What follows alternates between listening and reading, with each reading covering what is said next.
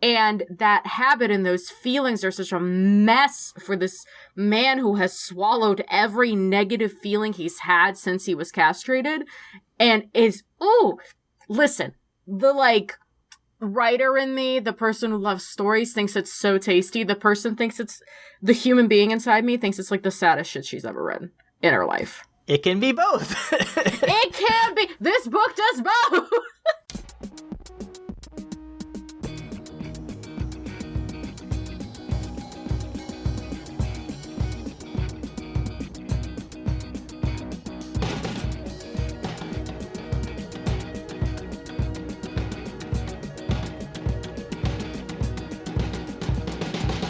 Welcome to Mortified, the Friendship Quest, a podcast where two long-distance friends bounce media recommendations, all in hopes the other will like it. I'm Aaron. And I'm a baby that's about to get murdered.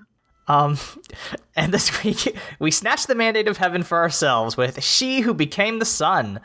Before we assume our siblings' identities, remember you can help us on Mortified the Legitimacy Quest by subscribing to us on YouTube, iTunes, or Spotify, signing up for our monthly newsletter through the link in our show notes, and following us on Twitter and Tumblr at MortifiedPod.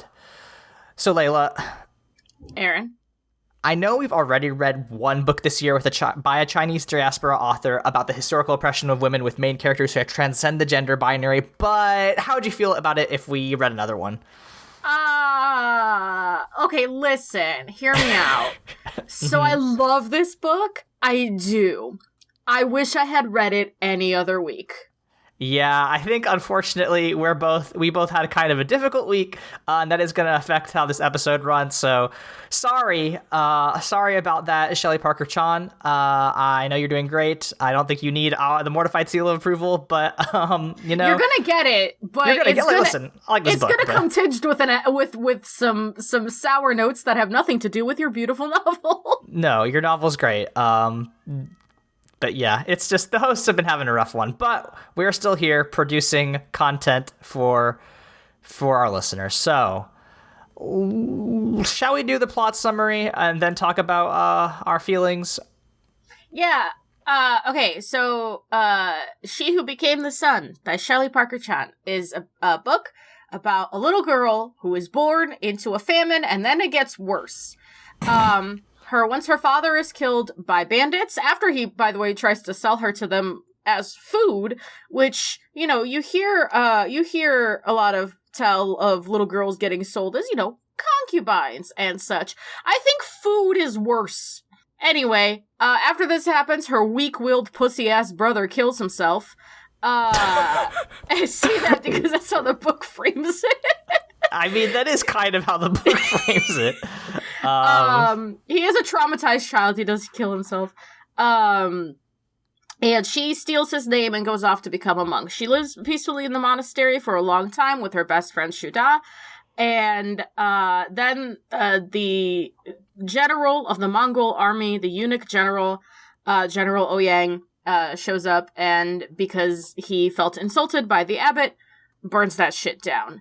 Now displaced, our good girl, Zhu, she goes by her last name mostly, though it's, Shu, Changba's the full name of her brother that she stole, and she names herself at the end of the book, but we never learn her birth name, as God intended.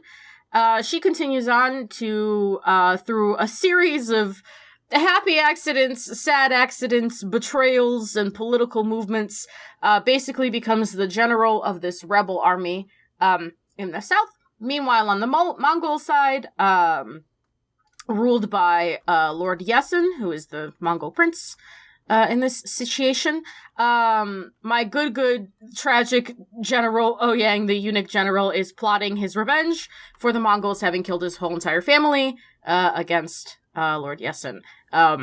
This is a tragedy. Everyone is sad. And it's a really good book, but now I'm sad. Yeah, I mean, it's a little bit of a downer. Right, this story follows the historical rise of the emperor, Shu. I'm going to look it up, but I think it's Yuan Yongda. Let me look it up. She Who Became the Sun. Chu Yongchang, who does become the Hongwu emperor, but like this is an imagining of that historical emperor's rise to power. But Shelley Parker-Chan, her whole well, I guess their whole, she was thinking about like, what if this whole like Confucian ideal, right? Because the Confucian patriarchy is based on this one historical figure, Chu Young-chan. What if that guy was actually, born a woman? And that's a fun subversion of Confucian patriarchy. And yeah, it's a very interesting story. There's a lot of gender. I mean, I don't think it's a surprise that the author is a she, they, trans person. Very similar to the other book I was referencing, which is, of course, Xiran J. Shao's Iron Widow. A book that is, very interested in the historical oppression of women in Chinese culture, in culture generally, to be fair, is a retelling of that history of various influences, and in a very interesting and fun way. I think there's a lot of good, Leyla, you brought this up in your notes, but interiority. The book is just a lot about people's motivations and feelings in a big way. But also it's, there is enough military fantasy for me to be like, this is fun and exciting. I really loved the series about the rise of the Mongol Empire by a different guy who I will look up shortly, but like I loved those books as a kid, and it was just nice to see what happens to Chinggis's descendants. But yeah, no, I love this book. Yeah, this was beautiful. Let's talk about our characters. Shu Changpa, as we said, our main character, born a woman, non-binary royalty, right?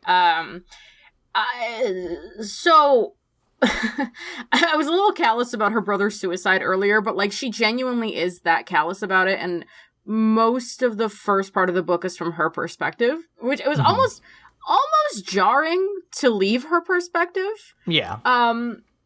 At first, and then you kind of get used to the flow of it. But so her life starts in tragedy. She's a little girl born into famine. Her dad almost sells her, and then like she tries to get her brother to get up, and he just like won't.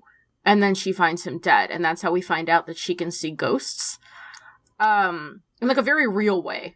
There were moments I kind of struggled with this book because I was trying to read it all in one day, and it is a slow read. It is dense, right? It's only 400 pages, so it's not like the thickest shit we've read for this podcast, but she is, I think, what the Joker wanted to be. Yes, I think that's rude to She Who Became the Sun to make that comparison. I think that I wouldn't say, you're not wrong, but you shouldn't say it, right? Like, right, if we're going to make that comparison, right, the Joker is like, oh, I was pushed so far, I became the greatest villain of all time because of, people treating me badly, and, all the bad things in the world just became too much, so I became a villain, right? A villain, but she stays funny. Yeah. Her weird little monk shtick kept me going through this book when I thought I was getting a little too sleepy for it. Yeah, no, there's a lot of bits where she is just like people are just like, why is this fucking idiot monk leading this army? And the monk's just like, well, this humble monk who doesn't know anything is just trying his best out here. There's one bit almost verbatim. Yeah. There's one bit where like she's trying to learn how to use a sword. And she, asks her, I think it was her brother, her big brother, her monk brother, to like be a sparring practice partner. And he's like, why would I do that? And she's like, well, you know exactly about as much about swords as I do, which is to say nothing. So you'll be great. And she's just like, a very fun character. We love to see somebody who, takes their, who has been treated badly and is able to rise above that and destroy people who suck, right? Like basically everybody except for maybe the Prince of Radiance, that she ends up orchestrating the death of, like, deserves it in some way, like whether that's the Mongol army who, whether or not soldiers are like 100% capable or culpable for their commander's actions is a different conversation, but like it makes sense why she kills the Mongols. It makes sense why she kills I don't even remember his name, but I'm just gonna call him the bad advisor, the evil advisor. It makes sense why she kills the prime minister.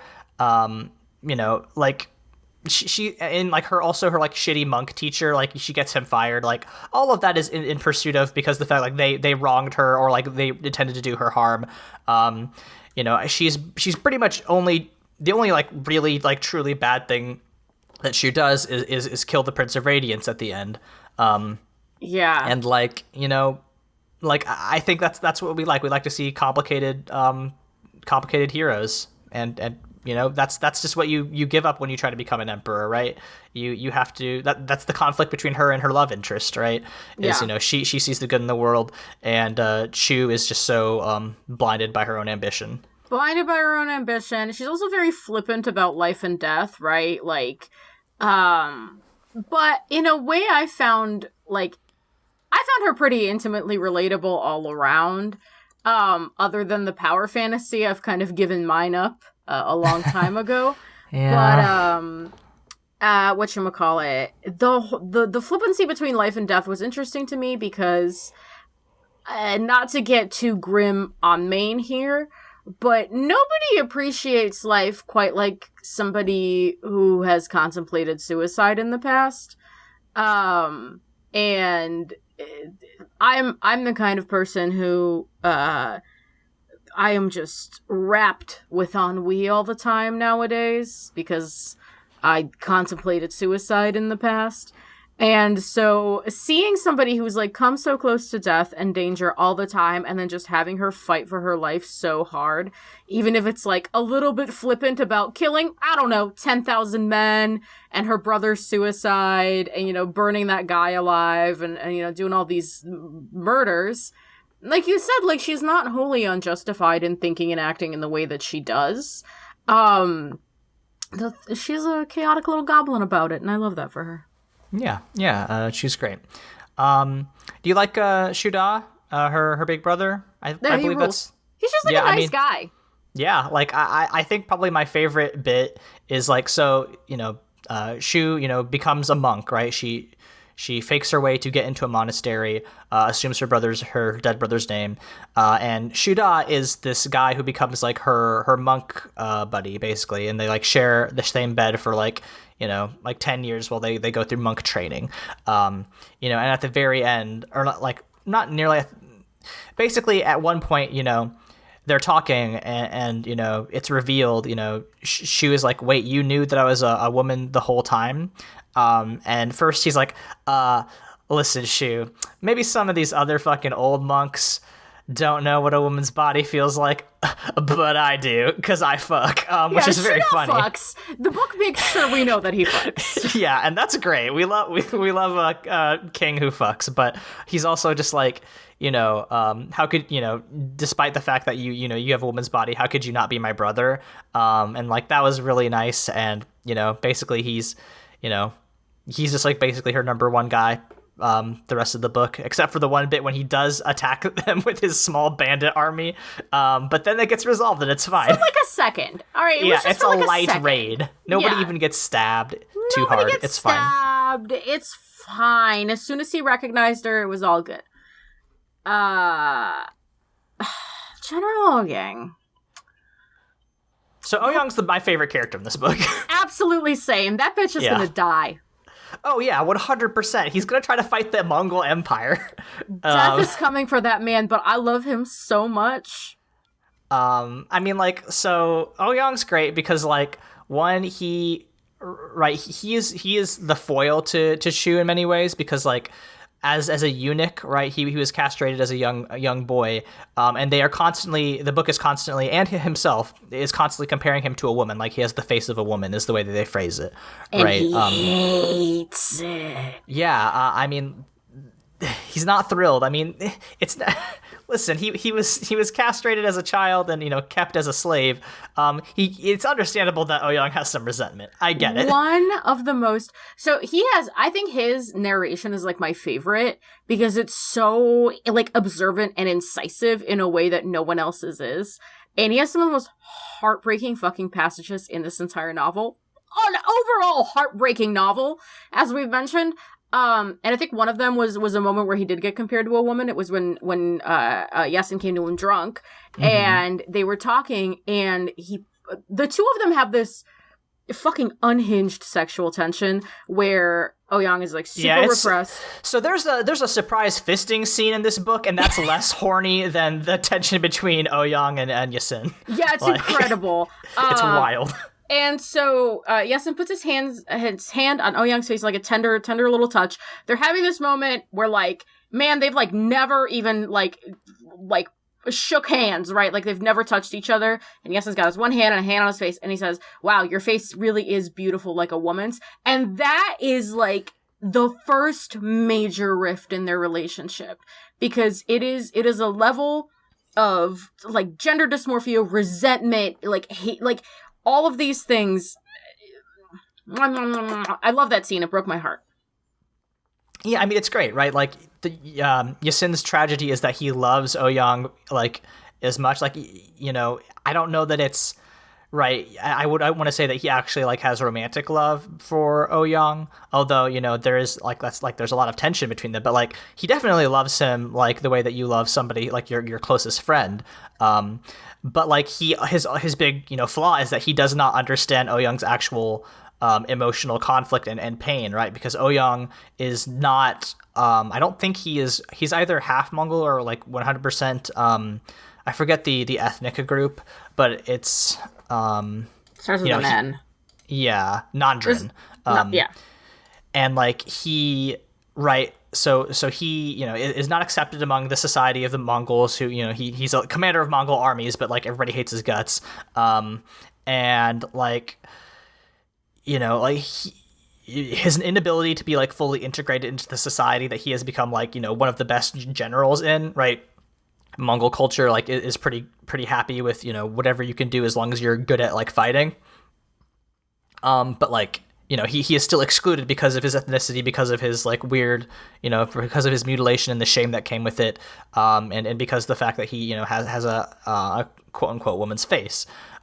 Right, and the fact that his closest companion cannot see that is so heartbreaking to Ouyang, that like he his whole time he's plotting this coup because like Ouyang's father, I believe, killed Yasin's father, Chagan, killed Ouyang's whole family, like the entire line, like all his brothers and his parents, and they were all slaughtered by them. So like Ouyang's plotting this coup against the Mongol Empire the entire time, directly under Yasin's nose, and is like completely torn up about it. He's just like, God, I have to do this because it is my duty as a son to avenge the ghosts of my family. But at the same time, I love Yasin so deeply, and it's so hard for him to come to grips with that. But also at the same time, he's just like, this guy doesn't get me. He's never seen who I am. He never truly understands who I am. And even as like the blood from Yasin is like running down, the front of his face as he stabs him, like he's still just like, I love this man, and also I have to do this because he never would have truly got me. Yeah, so I pulled a quote. It's Ouyang, watching Yasin with an ache in his heart, realized afresh that Yasin had never been able to understand the values that made other people's worlds different from his own. He looked but couldn't see. Brutal. This novel does such a brilliant job of portraying love as momentum, right? You can't just like, even when you begin to understand that something inside someone is incompatible with the vision you had of them, right? It begins to kind of tarnish that veneer of love. It's still love as momentum. You can't just stop yourself. It's a habit. And that habit and those feelings are such a mess for this man who has swallowed every negative feeling he's had since he was castrated. And listen, the like writer in me, the person who loves stories, thinks it's so tasty. The person thinks it's the human being inside me thinks it's like the saddest shit she's ever read in her life. It can be both. It can be. This book does both. Yeah, it's a lot. It's a lot to handle. Do you have thoughts about Xiran? Yeah, he sucks, right? You don't like him? No, he's like surface nice, right? So if Ouyang is the foil for Shu, Xiran is the foil for Ma, because they're both naive, but Ma's naivete she's not naive, she's empathetic. And she's empathetic knowing that it's going to break her heart. She's empathetic knowing what the world is like and trying to always actively find the kinder path. Xiran is naive.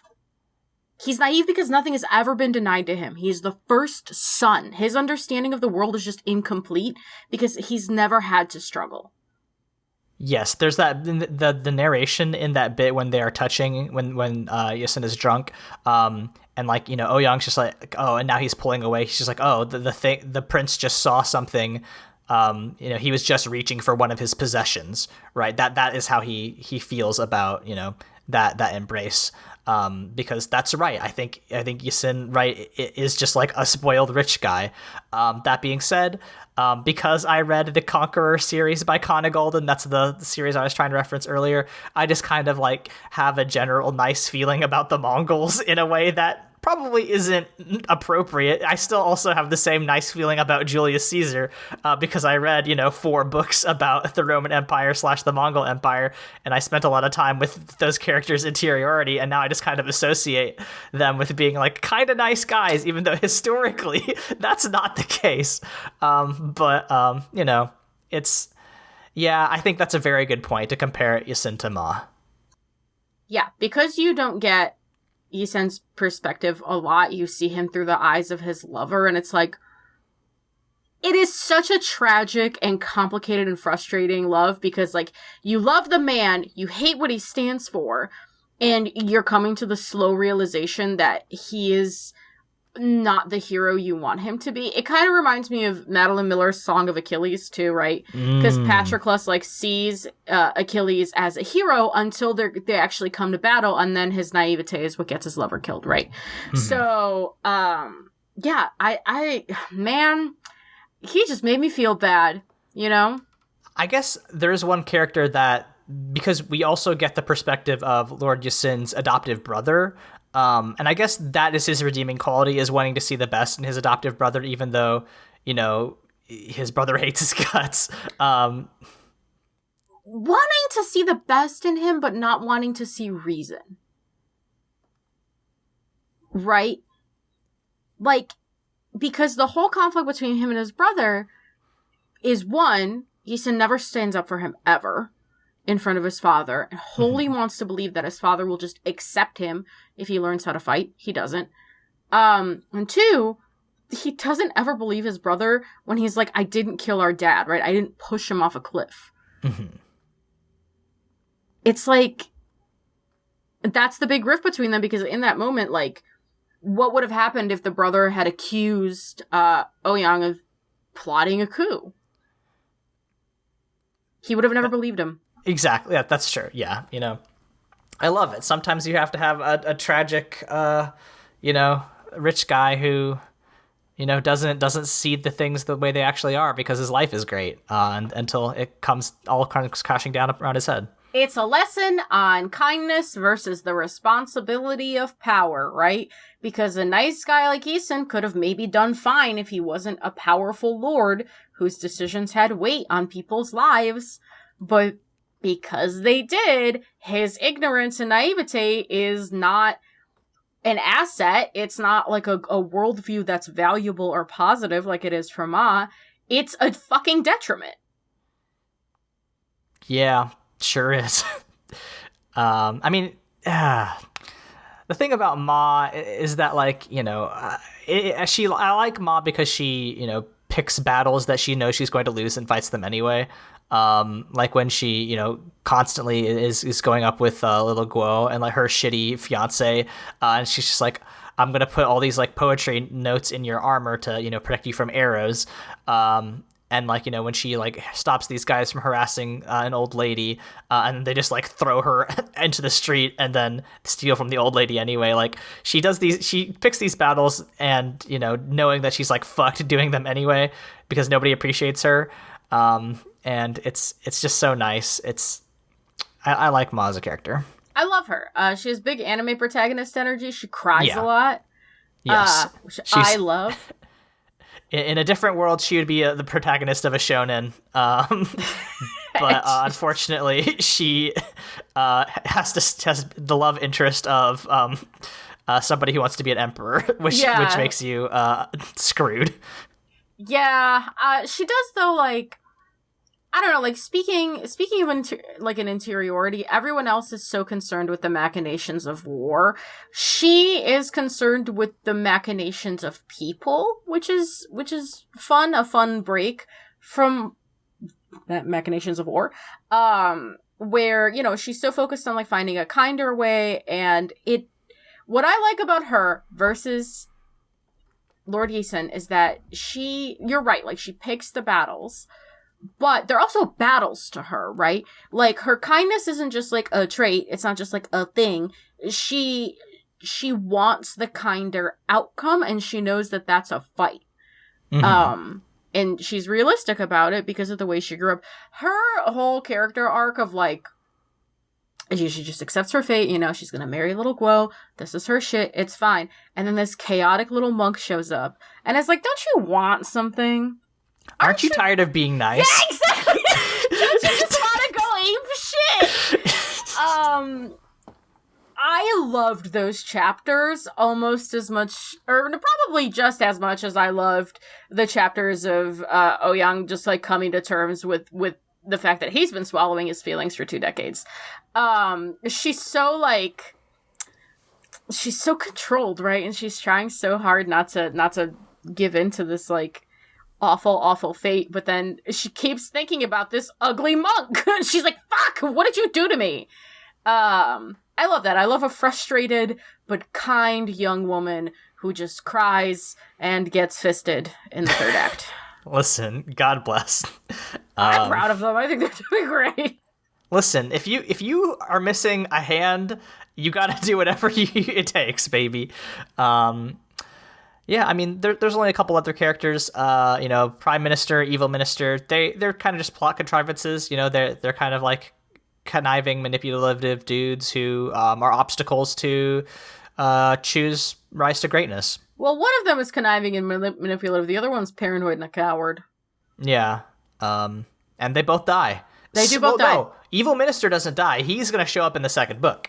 100%. He doesn't die? No, he survives. He has like a little bandit army. Oh, are you talking about Chen? I thought you were talking about the guy who got burned alive. That's just some guy.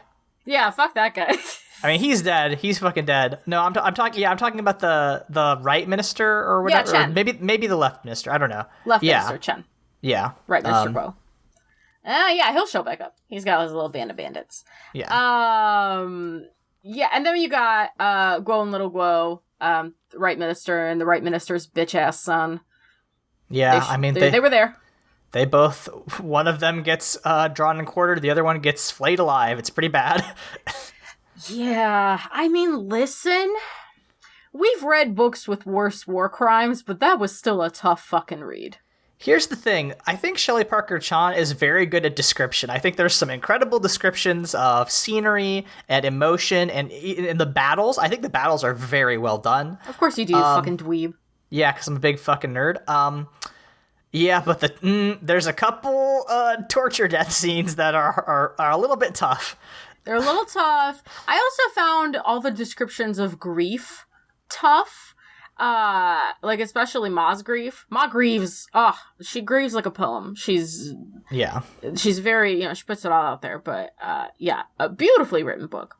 Yeah, fucking it's insane. Great. Yeah, that's how we like them here at Mortified. Yeah, I mean, like, do you want to talk about Shelley Parker-Chan? Yeah, I'd like to read you her bio from her website because it's gonna explain a lot. We love author bios that they wrote themselves. Shelley Parker-Chan is an Asian Australian former diplomat and international development advisor who spent nearly a decade working on human rights, gender equality, and LGBT rights in Southeast Asia. Named after the Romantic poet, she was raised on a steady diet of Greek myths, Arthurian legend, and Chinese tales of suffering and tragic romance. Her debut novel, She Who Became the Sun, owes more than a little to all three. In 2017, she was awarded an otherwise Tiptree Fellowship for a work of speculative narrative that expands her understanding of gender. She currently lives in Melbourne with her family. Pronouns she, they. So do we feel like this book was influenced by Greek myths, Arthurian legends, and Chinese tales of suffering and tragic romance? Because I do. It seems like they may have had something of an impact. May have had just a touch of impact, right? Yup. Yeah. I just wanted to read that bio, honestly, because I read it and I was like, yeah, this fucking tracks. It makes sense. It's nice to see that some people wear their influences proudly on their sleeves. And I think that we should just kind of all lean into who we are more. I think that would help a lot of people, mostly me, but people in general. Yeah, I should be able to speak freely about how one of my biggest artistic influences in life is the manga Hellsing, which is not good and no one should read. maybe there are some things that we should keep in the closet. Maybe. Speaking of closets, this book is trans. It's extremely gender, isn't it? It is so gender. We talked a little bit about Oh-Young's gender dysmorphia. I also like the portrayal of Zhu's non-binariness, because it's very familiar to how I feel, which is you kind of forget you have tits until someone else looks at them. And I love that for her. That's great. It's a detachment from your body that's just like, yeah, I exist. I pulled another quote that says, how could her body be a woman's body if it didn't house a woman? Points were made. Yeah. Points were made. I don't know that I have a lot of important insight here. I just thought, I drew a lot of comparisons between this and Iron Widow. A lot of similar descriptions about, not being neither male nor female, just trying to, believe hard enough that you are one thing to escape the guise of heaven. I think that is an interesting way to look at being transgender. I guess. I don't know if I want to say that, but there's this quote, right, that I saw on Tumblr of all places that's being trans is the greatest. I wish I could remember it. My brain is broken. But basically, being trans is one of the greatest, divine alchemies, because you get to participate in God's own act of creation, and that is, kind of how I feel about this kind of conversation about how at first she was like, no, I don't want to attract to heaven. I will become somebody who I'm not. But then by being quote unquote freed when Oh-Young slices off her hand, she's like, no, I'm leaning into who I actually was always meant to be, and disregarding heaven and becoming, or choosing the name of the emperor that has a connection to heaven, right? You get to become part of your own creation in a way that is pretty cool, I think. Yeah, she said something along the lines of being mutilated is an insult to one's ancestor, but what happens if you don't have ancestors to insult? What if your ancestors suck? What if they're bitches? Yeah, so I think one of my favorite parts of this book is the fluidity with which it approaches everything, right? So, there's not a moment or a shift where, Zhu, decides she's no longer a woman. It's just always kind of, she was orphaned so young and had to become, quote unquote, a boy so young that she got to develop her own interior sense of her gender without really having to succumb to societal expectations, because she ended up on the freer side of the coin. And a monk, right? So a little more detached from society and, like needing to marry or whatnot. And, there's also that sense of fluidity with, like, Ma's sexuality, right? You're never like, ooh, was she ever attracted to men? Like, yeah, probably, right? Or maybe she wasn't, or maybe she was. It's like, it doesn't matter. Everything's very fluid and in the moment. And, you get a lot of, from Ouyang, you get a lot of the grief of, like, feeling incomplete. Because, your body is mutilated in a way that you would rather it not be. And you could do a lot of speculation on why does it matter that it was mutilated? Is what really makes a man? Is he not a man just by declaring himself? Is there societal pressure? What makes it? Like, there's a lot you could discuss and a lot you can kind of interpret on your own, but, like, it's not even implicitly stated, right? It's all very vague. All that matters is how the characters feel about their situations.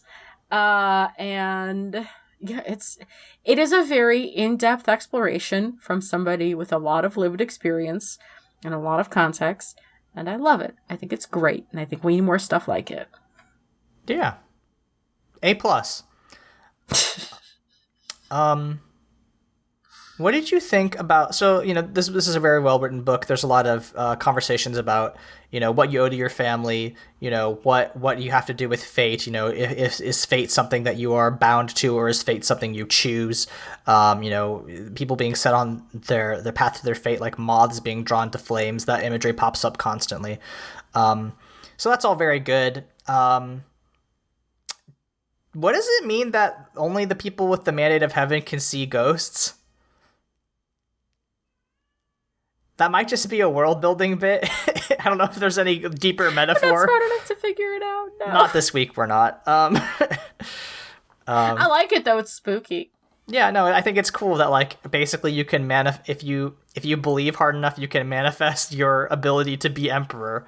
That's kind of fun. I think if I wanted to read into it, from my... How do I want to phrase this? I say from my own experience... I'm gonna be a little flippant here about my life. So, when you hit rock bottom and you think you're gonna die, your perspective on being alive changes, right? Not the same for everybody. I'm talking about my brain. You start to contemplate the people who came before you and the people who are gonna come after you a little bit differently. So I do wonder if it's one of those, like, you hit rock bottom, and when you hit, by the way, by rock bottom, I mean, it is the point in your life where you choose, am I going to let this kill me, or am I going to live? That is how I define rock bottom. When you choose to live, I do wonder if there is some, like, inexorable line of fate that draws you into a clearer visibility of the grand design. I don't know if I'm making sense. It's all death vibes, is what I'm trying to get at. Is when you get that close to what death. You're saying is that now you can see ghosts, which is very cool. Yes, I can. There's a grave. No, I'm kidding. But yeah, it's I do wonder if it's one of those, like, oh, you came close to dying, so now you're closer to the dead kind of things. Yeah, that makes sense. Yeah, who knows? It's just cool. Do you believe in fate? That's quite a question. Do I believe in fate? Well, I don't think I believe that anything is fixed. I think that some people are born lucky in that they have wealth and influence, and that allows them to achieve things in a way that is, they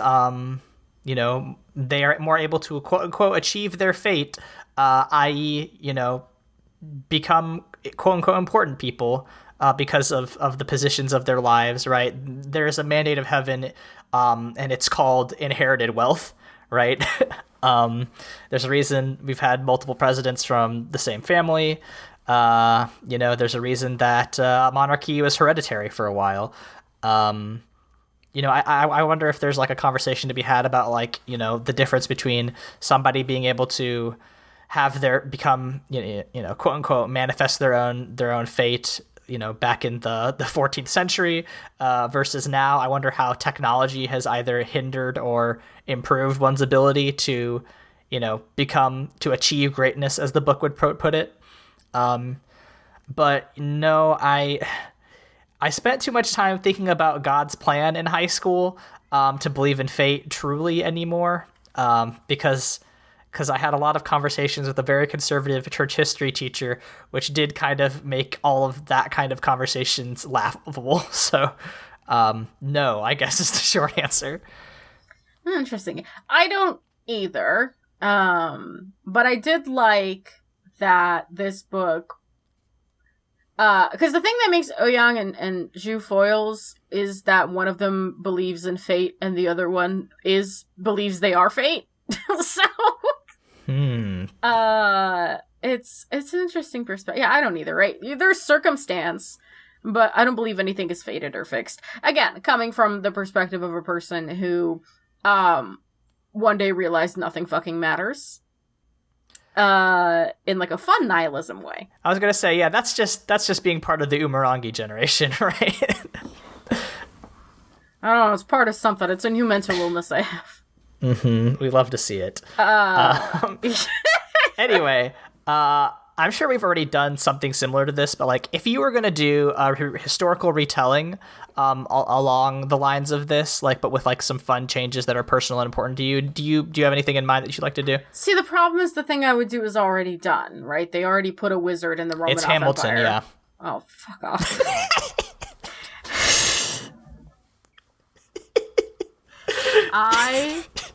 I will never be satisfied. Always saying this. No, it is Anastasia, unfortunately, is the problem. They already put a wizard and a cool bat into the Imperial Apology Tour for the fucking Romanovs. Nikki wasn't that bad.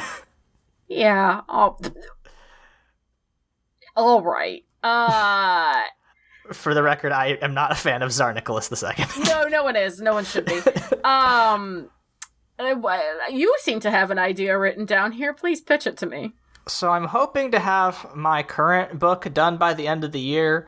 And I had another book idea that I hope we'll start writing next year, which is what if the Second Punic War, aka Hannibal Barca versus Scipio Africanus, but also like there's talking animals. So like you get Hannibal, his best friend is his elephant, and maybe Scipio has like a eagle or a horse, and like we get like a weird, like I don't think this isn't magical realism. I don't know what it is, but it's like, introducing some like fantastical or magical element to historical context. That's kind of like my whole shit. It's just like taking history and then being like, but what if there was kaiju or mecha in it? So that's what I hope my next book will be, if my agent lets me write it. At Aaron's agent, I'm begging you, let it happen. We'll see. Any final thoughts?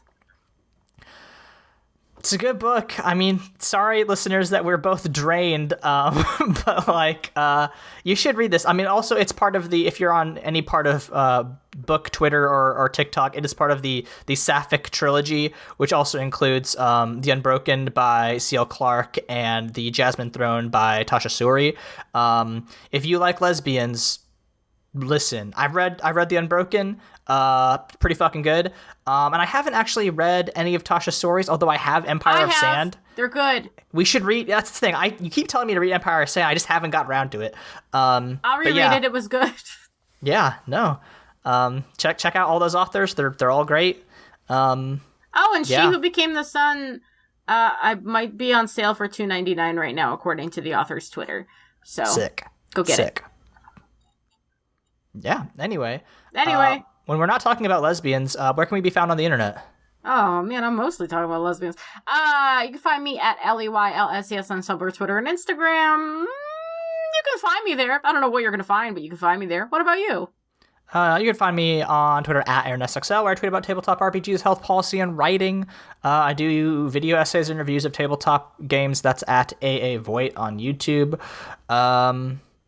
I have 2 other podcasts. One is the one is this one, and the other one is at The Bible Boys, which is going to be on hiatus for a bit because Josh just started a new job and Michael is traveling the world. So who knows when that'll be back, but if you like listening to people talk about weird Christian media, just listen to our backlog. The first couple of God's Not Dead episodes, the quality is bad, but the jokes are good, so check that out. Our theme song is Obsolete by Keshko from the album Filmmakers Reference Kit Volume 2. You can find more of their music at keshko.bandcamp.com. Leyla, how do we want to close out this episode? Well, we have to end it somehow, because Ouyang was suddenly sick of everything. Big fucking mood, my guy. We'll see you all next week.